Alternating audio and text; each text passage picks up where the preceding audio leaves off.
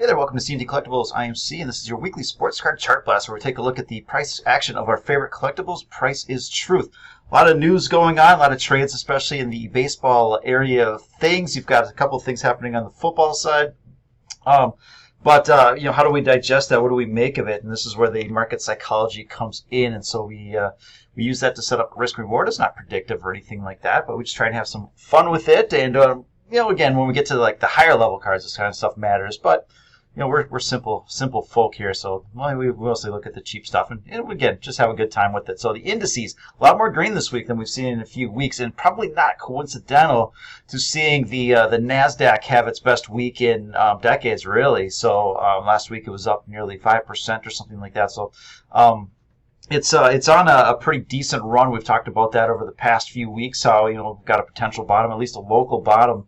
And the things that get beat up the most are the ones that will kind of lead you out of bear markets, corrections, whatever. And so that's what we're seeing in the equity markets for the most part, and we're starting to see that in the card markets as well. So you've got the very volatile Culture 51 leading the way up 2% for the week here. The high population names, all right. So we saw them starting to tick up a little bit last week, and we're seeing some follow through here where people they're okay getting back in, speculating, and they're going to do it at the low end for the most part. They're going to do it with some of the cheaper cards. It's kind of how that goes, the lower price stuff. You don't leak in by buying, the high quality, high names or anything like that. You dip your toes in on this kind of stuff here. So basketball and football, the major sports, are getting a little bit of love here. Baseball's taking a bit of a breather, just down 4 basis points. Not really a big deal overall. In hockey, which has held up really, really well, especially the vintage area, is off 43 basis points for the week. All right. So in that entertainment or that collector's 50 index, really, you can't have it without Stan Lee, of course. So that PSA 9 is one of your bigger winners in that index here. Its average price is $114, currently sitting at like $45 or something like that here. So top of the short-term range. I would say this for a $44 card, if this is a card you were looking at, don't worry about the percentage moves or the dollar moves at this point here. You have to kind of shove that aside, because at $44, a 10% move is $4. It's really not a big deal at all. So it matters way less now than it did when this was a $680 card. And that's something you want to kind of think about a little bit, right?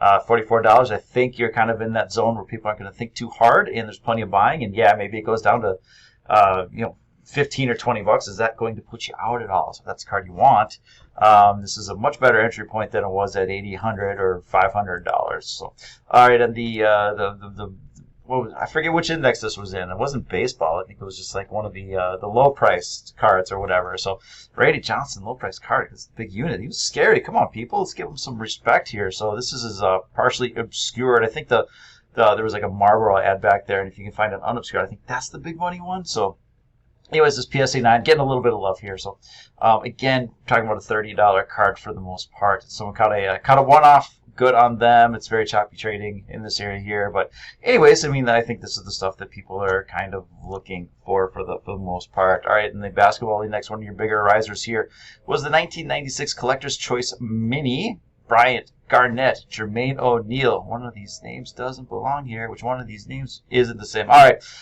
So off the bottom of the range with a very big pop. You don't have to chase that or anything like that. So currently sitting at $75, and you can probably get it for a couple bucks less if you are patient. All right. And Lynn Swann in the football index. This is a pretty low-priced card. I don't think you have to think too hard of it, and he's mostly in here because stop looking at me, Swan. So, all right, that's all right. That's why he made that list here. All right, a couple baseball, a couple football, a couple hockey. Mike Trout continues to grind lower. We've got a potential one-off below that key support around 1850 or something like that. So 1775 is the number there. And very, very patriotic. So close to patriotic. Anyway, so it continues this downtrend. This was your major support level, and once that started to breach, you're like, all right, it's going to get choppy-ish, and that's enough here. So it's again continues to grind its way lower. Some day it reverses, but we're going to need a lot more clarity on his situation. The back injury is going to be a problem long term. If he is he just going to take a couple of weeks off like he does kind of every year? I don't know. So if he's able to manage the pain and continue it and continue to play at a reasonable clip, then this could be a pretty decent price. But at the same time, the prices here reflected a generational all-time great type player.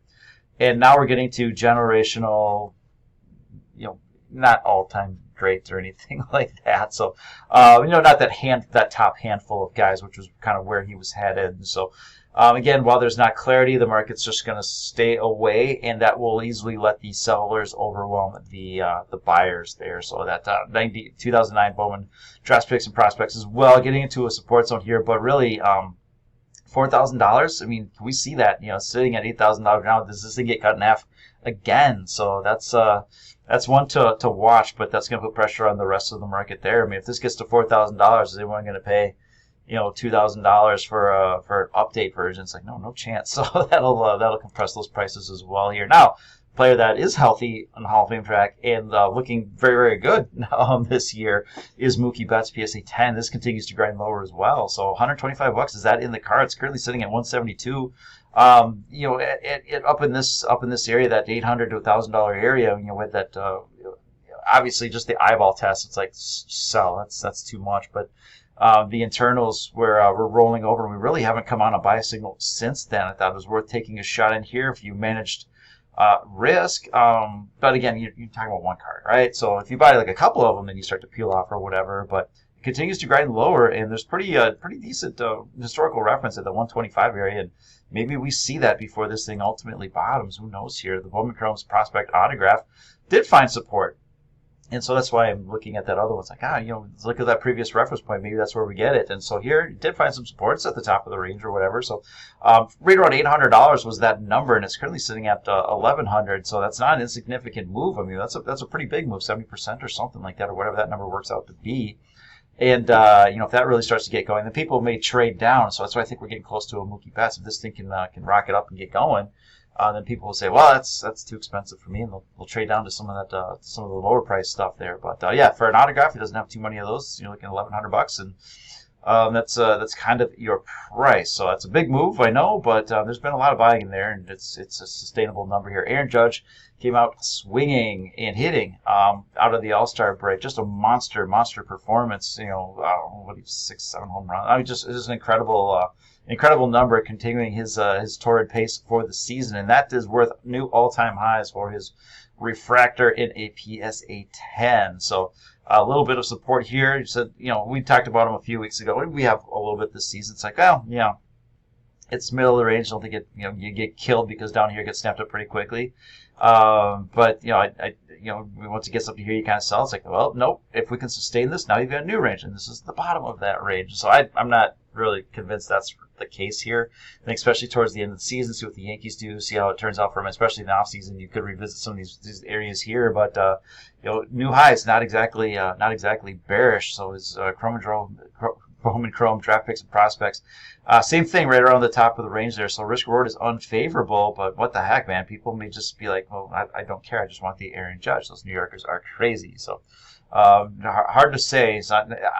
For me, the way I play it is just like I'm going to watch. I'm going to see how this plays out, and I'm not going to do a whole lot with it. I'm cool just watching that one for now. So you don't have to buy or anything like that. Freddie Freeman, another player, also had a very terrific week coming out of the break. If you watch our little Monday recap with me and Tom, both these guys were on there. So Freddie Freeman, bottom of the range, curling up just a little bit at that PSA 10, 133. $133, something like that. Yeah, sure, what the heck, if that's what you were looking for. I like the Diamond Anniversary refractors. Those are beautiful cards. So PSA 9, $100, continues to grind lower, and could this be a $70 or $80 card? It's like, I guess maybe it could be here. It's just very thinly traded, blowing through all sorts of support here, but we've got a potential line in the sand right here, and if he finishes strong, and the Braves, the Dodgers, they're the best team in the league. If they can keep that going, he'll be a focal point of that. And Corey Seager, over the last month and change, has been the second best shortstop in baseball. He's been absolutely on fire. Texas hasn't, though, and that's probably holding his cards back. Out of sight, out of mind, right? So that refractor and a PSA 10 grinding lower. Potential support in this area, and it's kicking off of that. So the trend is still down, but it looks like it's trying to bottom here. So we've got this resistance area, and that call it $90 or $100 or something like that. And so Could have a pretty decent move back up into the 150s or something like that if he's able to really finish strong and Texas is able to get some relevance.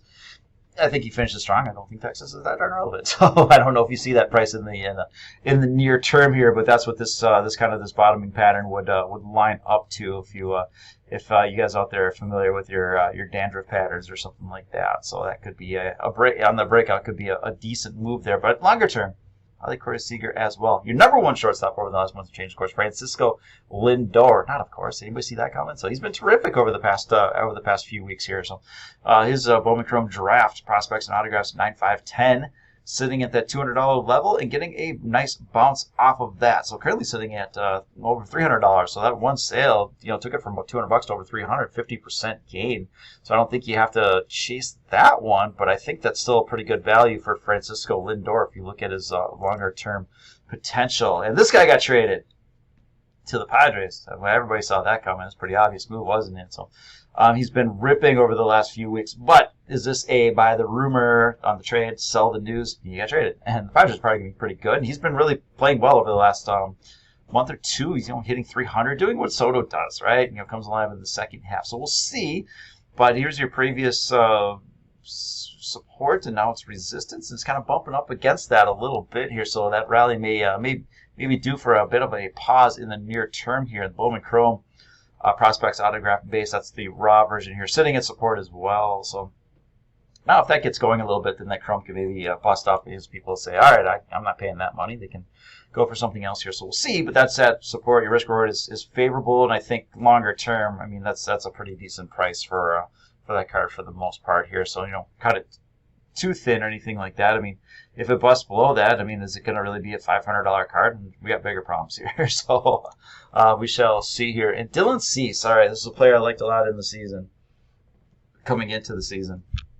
And if he could figure out his walks, he's got the stuff to be an ace level type player.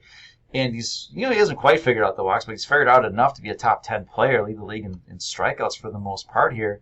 But the market doesn't care, right? And so this is why we look at these. We got to stay humble, right? I was right on the analysis for Dylan Cease being an awesome pitcher.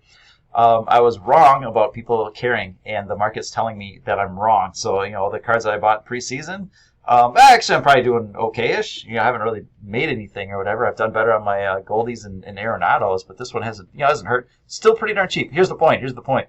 Chrome Refractor Rookie Autographs. Dylan Cease, stud. Looks awesome. You want to speculate $20 on something? This might be the way to go. I know it's a pitcher, but it is what it is here. All right, some football here. Look at some of the elite tier wide receivers according to a Google search. All right, I know these guys though. You know these guys as well. DeAndre Hopkins, cheap stuff for the most part here. So that refractor rookie ball in the right hand, PSA 10, sitting around $200, and that's right behind me. It's right in this area here. So if you see my cursor, if you look at the PSA 9, it is the green, and that's starting to tick up a little bit. You can see some upward pressure on that one single sale over the last year for DeAndre Hopkins, and the raw version is the purple, and so maybe that starts to tick up well, but it just seems cheap. $13 for DeAndre Hopkins. I don't know. A lot of guys on the football forums, they're loving these prices right now here. So maybe you should love them too, I guess. So Stephon Diggs, PSA 10 silver over the last year. That's a high. That's a new high on that one. So people are high on Josh Allen and having a big year. Well, if he's gonna have a big year, it's because that guy's gonna have a big year as well. So I think they're getting on board with that. I can only go back a year on this on the market mover stuff here. So we'll just make do on it. Stephon Diggs Prism silver in the PSA 9. Not at new highs, so maybe that's your better relative value. So that's sitting at call it $50, and this one's sitting around $350. It's like if there's a 3-to-1 ratio on those silvers, then that's a buy. Or the 10's about to get hammered here. So in uptrends, the 9 catches up, and downtrends, the 10 catches down. So on those discrepancies, it seems like more often than not, Jamar Chase silver raw. Another one here, just sitting right at support. So if you like that. If you like Jamar Chase, you probably should like Jamar Chase. That raw version looks like a pretty interesting spot. Again, football looks like one of the better values on the board right now as the news cycle is going to really start to heat up on that one here. Justin Jefferson raw. Bottom of the range as well, so $50 on that card. So I like it. I'm going to hop off here and go find one. Mike Evans, Topps Chrome Refractor, starting to get a little lift off the support. So we like these things when they hit support because buying, people remember these prices like, oh, what a good deal. And then buying starts to come in again. So we start to see a couple of transactions. He's ripping out of the range there. So upside to, call it 40 or something like that. I don't know. So decent upside on that one there. And again, he's a news cycle, and that Tom Brady guy might get mentioned, and well, he'll get mentioned alongside of it. Deebo Samuel, man, he was exciting last year, wasn't he? So $120 is his card. A lot of consolidation, breakout in the playoffs. And then, it's giving it back. So once you start to see this volatility, it's kind of a sea change. It's like, all right, things are getting volatile. I'm out. But while it's still volatile and kind of at the bottom range, it's like, okay, I'm back in on this one here. So top of the range, I don't think you have to do anything at the right now. But another player that most people think is an elite tier, a wide receiver. You can see the silver in the PSA 10. What one do we just look at here? It's just a regular base. All right, that's what it is. Silver, not that many of them out there, not graded at least here. So maybe some more of those will hit the market and get some better data on that one. That one's rolling over, so that's where you look at the base. It's like, all right, if that price comes down, then the base is going to come down with it. All right, got a few hockey here. Connor McDavid, $2,600 card, $2,700 card in the PSA 10. Bottom of the range over the last couple of years here. So we've watched him before at the top of the range. Like, maybe wait, and thought this was interesting enough. But now it's more interesting if that's the card you're looking at. So this is the bottom half of the range. Risk reward sets up favorably for that card if that's what you're looking for. But again, it's getting choppy here. So I mean, it could be a couple $100 each way with where that price is at. So don't hold me to anything here. So Connor McDavid. In the BGS 10, we haven't seen a sale on that one for a while here, but that's quite the premium over the SGC 10 and the BGS 9.5, and so the BGS 9.5 starting to tick up a little bit and take over that SGC 10 here. So between those two, it's like, all right, they're both technically mint, but people, I guess, like the BGS at least for the near term, unless we get a recent sale for that SGC, it starts to tick up as well. But either way, a little bit of a discount to the PSA 10. Well, there should be a discount. It's not 10s versus 10s. It's not not apples to apples there, I guess. So Austin Matthews, what a terrific finish to the season here. But he broke his uptrend, got to the top of the range. It's like, all right, that's where selling maybe takes place here. And one big drop, and now you've got consistent selling and buying on the way down here. And I think people are just kind of getting geared up. And as we get closer to the hockey season, which is closer than you think here, then we can start to see this curl up. So really, there could be some downside. Right now, 1,400. I mean, we could see $1,000 or something like that. That's the bottom of the range. So if you're super patient, you might miss it. But if you're super patient, you can wait for something like that. And Jack Hughes, just a lot of consolidation, like a lot of these names here. It depends on how far back you want to go. It can all be consolidation, really, at some level for the most part. But getting near the bottom of that range at $200 area, and then ticking up. And so once it gets to like $400, I mean, it's very thin. You probably only going to find like a buyer up there.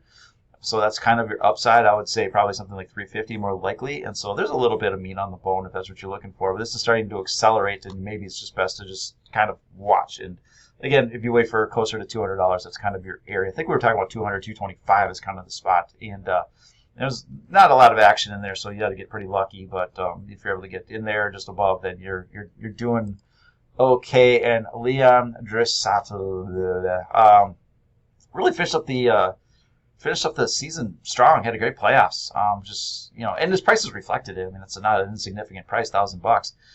But now really out of sight, out of mind, and broke his trend. And there's really nothing in here, no market memory whatsoever. So we could see, $400 or $500. I mean, it sounds crazy, right? So currently sitting at 660 off of that 1,800. So it's just been absolutely hammered here. But gosh, I mean, the last buying that really came in was between that $400 or $500 area here. So there's a few purchases that are setting up new market memory for future charts or whatever. But for now, it's like, what's stopping this thing from getting to perhaps that level? So I don't know. We'll see. So, all right. Well, that's what I got for you. I hope everybody, hope you enjoyed. Like I said, we're just having fun. I mean, what are the chances, like the cards I'm talking about, are the exact ones you're looking at? So I get it. But sure appreciate you watching and all that good stuff here. So have a terrific rest of the weekend, and we will talk to you later. Bye now.